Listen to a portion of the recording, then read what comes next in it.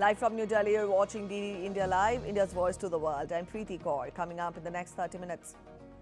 Finance Minister Nirmala Sitharaman tables Economic Survey 2025-26 in Parliament. Survey projects India's real GDP growth at 6.8% to 7.2% for the financial year 2027. India to retain its position as the fastest growing major economy.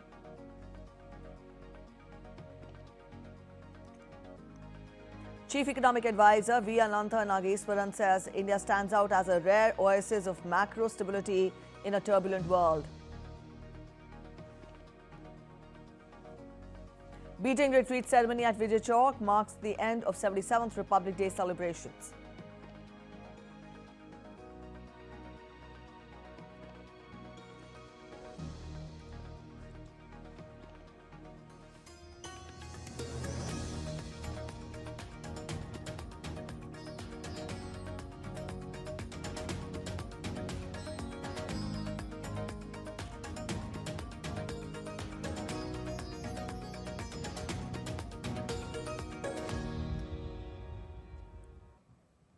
New Delhi's Vijay Chowk echoed with an array of melodious Indian tunes at Beating Retreat ceremony, which concluded the Republic Day celebrations. Bands of tri-services and the Central Armed Police Forces played foot-tapping melodies before a distinguished audience comprising of President Draupadi Murmu, Vice President C.P. Radhakrishnan, Prime Minister Narendra Modi, Defence Minister Rajnath Singh and other dignitaries and the public. The ceremony began with the massed bands Kadam Kadam Badhai Ja, followed by melodious tunes played by the bands of CAPF and the Indian Tri-Services. Squadron leader Lemapokpan Rupa Chandra Singh was the principal conductor of the ceremony.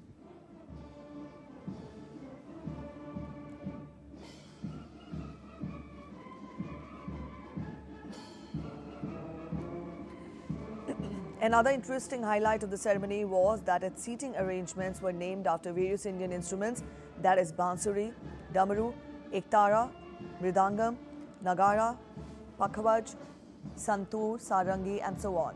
The Beating Retreat ceremony is a solemn and dignified tradition that brings the Republic Day celebrations to a close and stands as a symbol of national pride and military heritage against the grandeur of Vijay Chowk. The ceremony culminated with ever-popular patriotic tune Sare Jahan Se Acha, played by the buglers.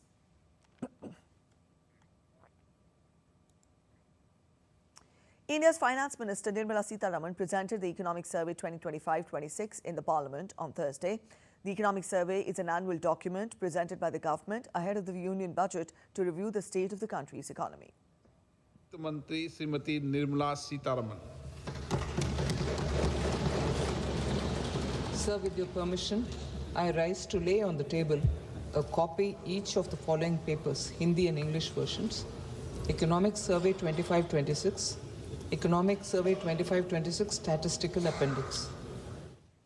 The Economic Survey projected the GDP growth in the range of 6.8 to 7.2% in 2026-27, while the potential growth for India is estimated at around 7%. The survey reaffirms India's status as the fastest growing major economy for the fourth consecutive year. The survey points out that the domestic demand continues to underpin economic growth in financial year 26. The survey highlights that agriculture and allied services are estimated to grow by 3.1% in financial year 26. Agricultural activity in the first half of the financial year 26 was supported by a favorable monsoon.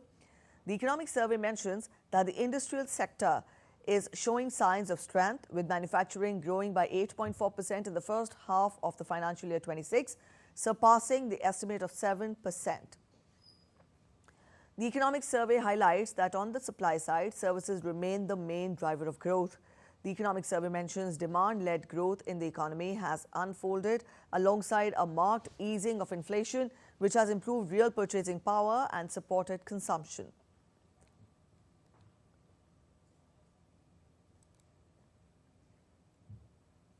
Calling India an oasis of stability, Chief Economic Advisor V. Anantha Nageswaran said that India is achieving milestones, sustained growth momentum. He also was addressing a press briefing on the Economic Survey 2025-26 tabled in the Parliament earlier in the day. India is an indeed oasis of macro stability in otherwise a turbulent world. Numbers speak for themselves. Our GDP for this financial year is estimated, this is all IMF forecast, may differ slightly from what MOSPI has told us. IMF predicts 7.3% for the year ending March 2026. We have 7.4 from MOSPI. And the fund forecasts 6.4% for the next 2 years, 26-27 and 27-28. Nageswaran also highlighted the growth of overall infrastructure development and the business generated through them. He said that the numbers speak for themselves and these transportation modes are powering the economic activity in the country. The number of operational high-speed corridors in terms of length of kilometers in highways, just 550 kilometers, improved to 5,360 kilometers, and that too only up to December. The commissioning of railway networks from 1,500 to more than doubling to 3,100 plus. Port infrastructure having gone up in terms of cargo handled and the capacity of ports in terms of tonnage, the numbers speak for themselves. The growth rate of freight handled or goods handled by inland water transportation went from 18 million metric tons to 146 in the last 11 years, recording a compounded annual growth rate of 21%, and that's very impressive. So we are now tapping all sources of transportation mode to power economic activity in the country. Meanwhile, Prime Minister Narendra Modi addressed the media before the start of the budget session of 2026 at the Parliament premises today. Speaking ahead of the day's proceedings, Prime Minister Modi said that there is a broad consensus on the government's focus on last-mile delivery.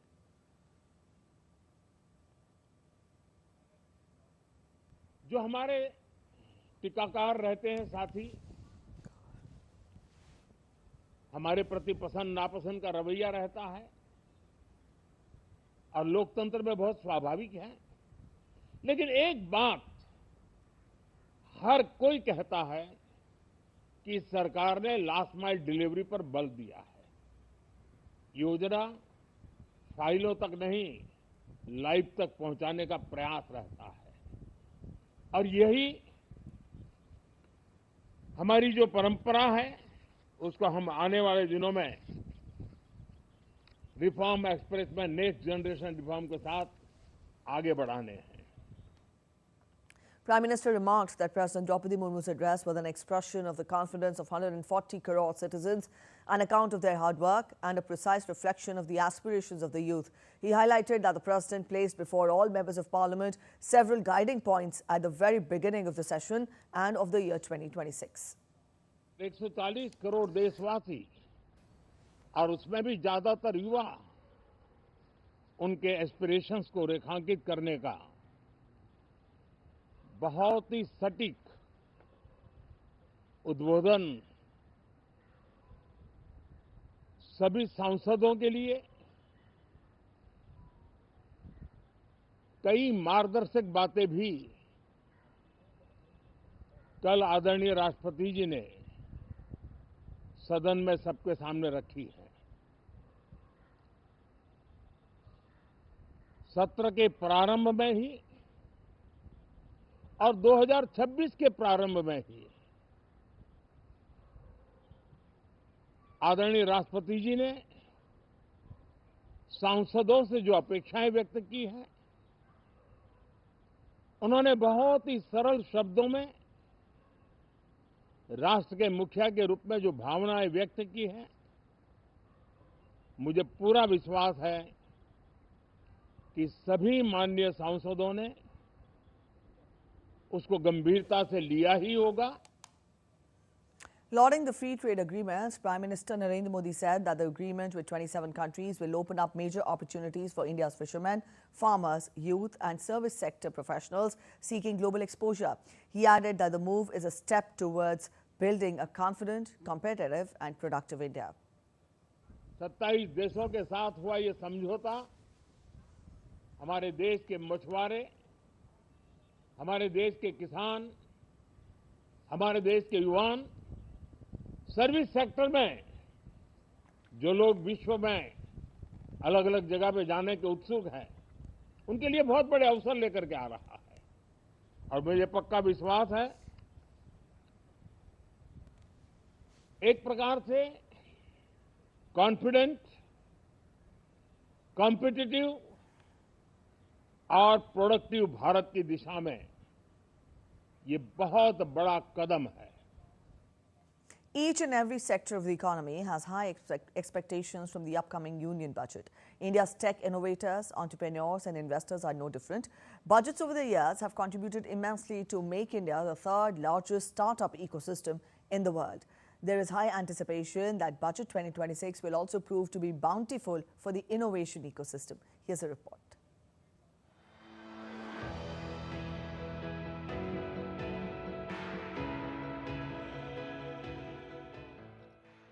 Technology, innovation and startups remain among the top areas of action for the Indian government.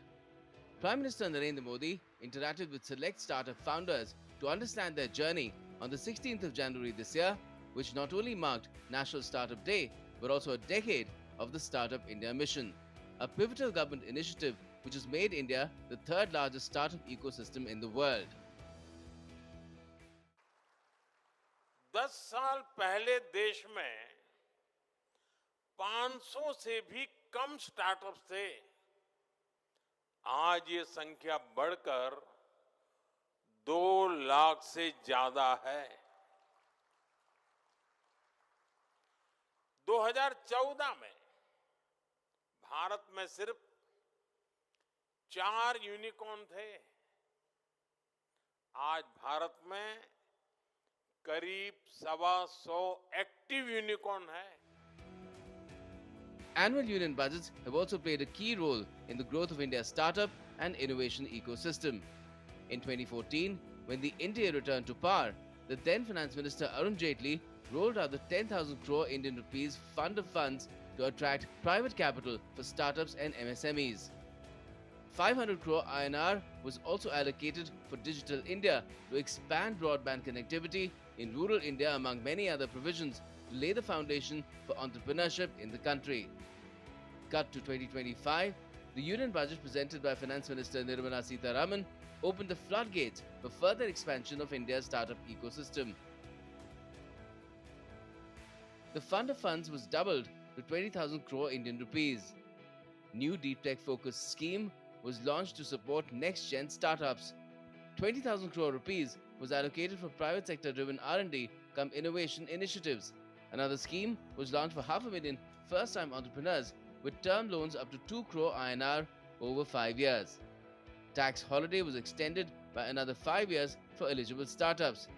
Angel tax was also abolished to reduce barriers for early-stage investing in startups. TDS/TCS, transfer pricing and faster mergers were rationalized to ease procedural burdens.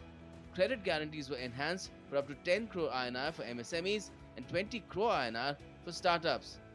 India AI Mission was allocated 2,000 crore INR to build the nation's AI infrastructure. Allocations were also made for 50,000 adult tinkering labs for STEM education. National Geospatial Mission was also announced to improve data access. The intervening years have also seen budgetary fillip being given to India's innovation and entrepreneurship journey. Such measures have only whetted the appetite of the startup ecosystem stakeholders even further, with rising expectations from Union Budget 2026. Startups, innovators and entrepreneurs want easier access to capital and funding. Rollout of Deep Tech Fund is anticipated.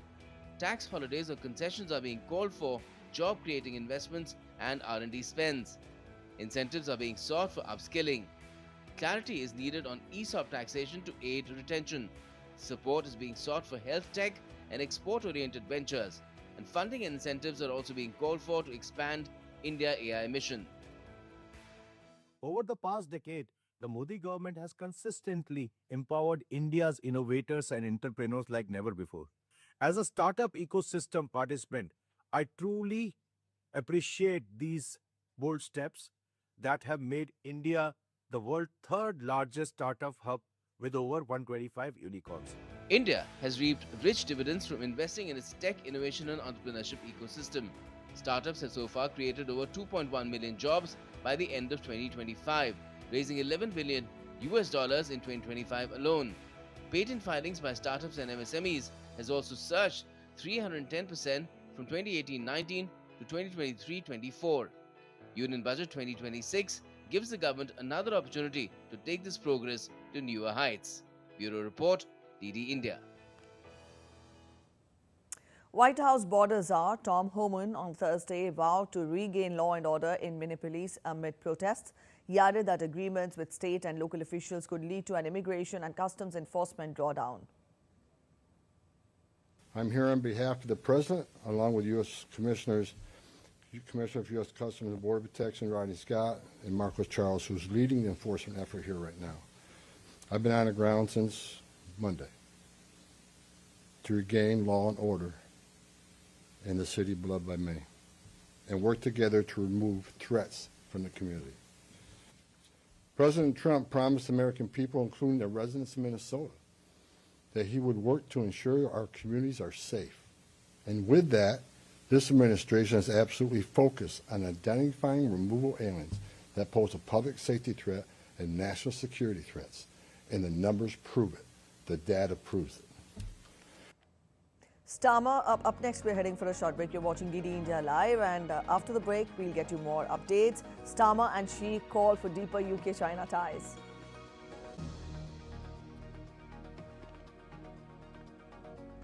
India submits Meghalaya's living root bridges for UNESCO World Heritage status.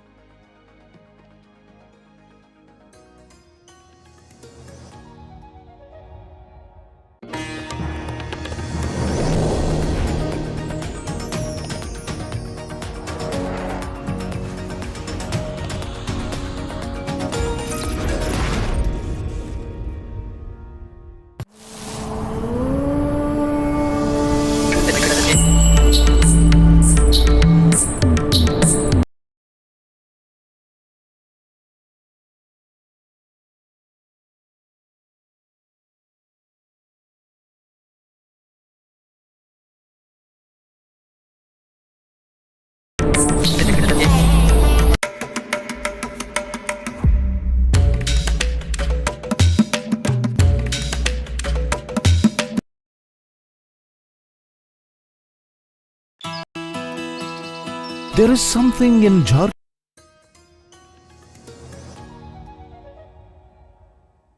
Welcome back after the break. You're watching DD India Live. Chinese President Xi Jinping and UK Prime Minister Keir Starmer met in Beijing on Thursday, during which the two sides agreed to develop a long-term and stable comprehensive strategic partnership. Starmer is on a 4-day official visit to China, the first by a British Prime Minister in 8 years. Xi said that there is a need for the UK and China to strengthen dialogue and cooperation to safeguard world peace. Starmer said that he raised the issue of persecution of Uyghurs with Xi. China is willing to develop a long-term, stable and comprehensive strategic partnership with Britain, which will benefit the people of both countries and also the world. Your visit has attracted a lot of attention. The road of success is often strewn with setbacks. Well, we raised those issues as you would expect. Part of the rationale for engagement is to make sure that we can both seize the opportunities that are available, which is what we've done, but also have a mature discussion about issues that we disagree on. European Union foreign ministers adopted new sanctions on Iran on Thursday, targeting individuals and entities involved in a violent crackdown on protesters and in the country's support to Russia. The European Union imposed sanctions on Iran's Interior Minister, Prosecutor General and Regional Revolutionary Guard commanders over a deadly crackdown on mass protests. The 27-nation bloc in total added 15 officials and 6 entities to its asset freeze and visa ban blacklist, according to the EU's official journal. Petroleum and Natural Gas Minister Hardeep Singh Puri has said that energy transition has emerged as a fundamental driving force of the economy. He noted that India is actively moving ahead in deep-sea exploration. The minister also said that India will play a decisive role in maintaining the global balance of energy demand and supply. Hailing the India-EU Free Trade Agreement, the Union Minister said that the pact will provide a major boost to the Indian economy. DD India's Tapas Bhattacharya gets us more. Joining me is Union Minister Hardeep Singh Puri to talk about the India Energy Week. First, let me ask you, a lot of people met Prime Minister yesterday, all the head of the company CEOs. We are not talking about energy security in a big way, energy transition in a big way. You at the helm have been a pivotal moment for India. How do you see the whole journey now? See, I think on energy, the narrative now has changed dramatically from the thing a decade ago. Today, what's happening is that the amount of energy availability has increased manifold. Today, more and more energy is coming. There are big finds in places like Guyana, Suriname, Brazil. Canada is a huge supplier. Plus, there are continuing old traditional OPEC players. Some of the oil which could be on the market is currently either static because of under investment or because of other political sanctions, etc. So I think what we've done, thanks to the very decisive leadership of the Prime Minister. Let me give you two examples before I go into the long term. In the last 1 week, what has the Prime Minister done? He hosted the President of the UAE, had an hour and a half plus of one-on-one talks with him. The delegation spoke. We exchanged agreements. HPCL signed a long-term gas supply agreement. If you add what HPCL has already done and what IOCL has done, that alone adds up to about 4.5 million metric tons per annum which are huge. Secondly, apart from the UAE visit, he's just presided over the India-EU FTA.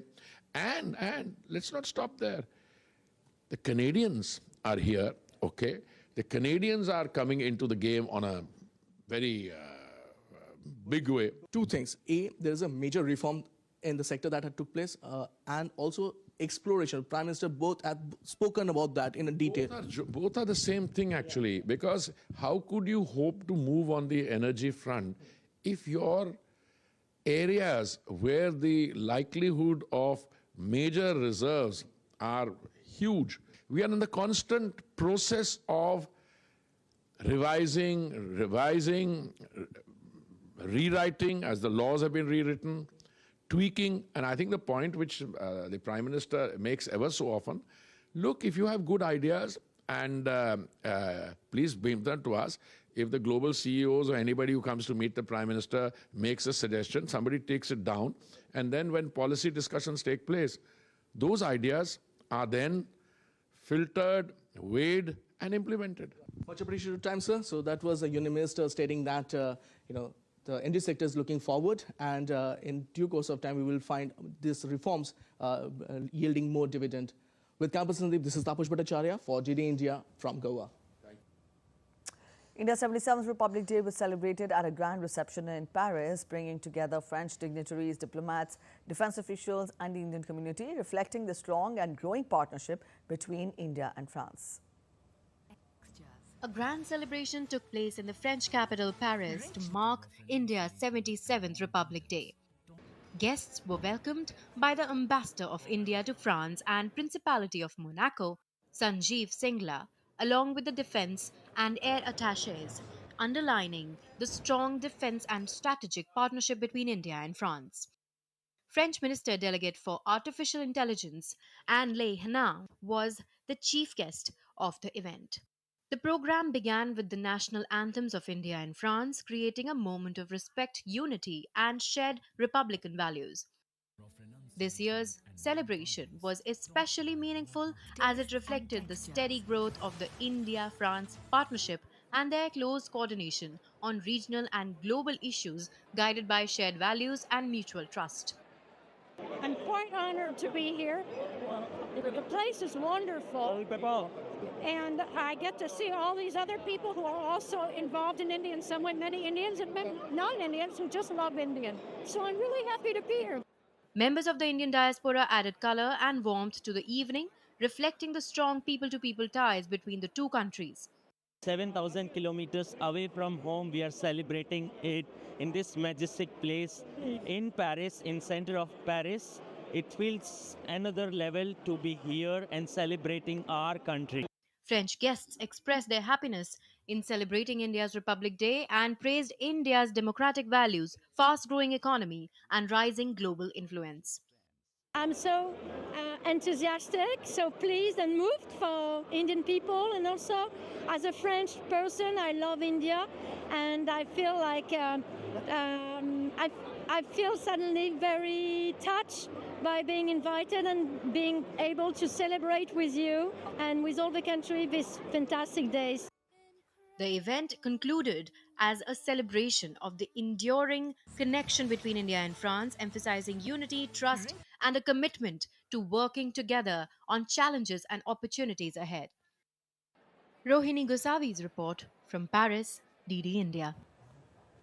That's it in this edition of DD India Live, but let us know your thoughts on the news of the day.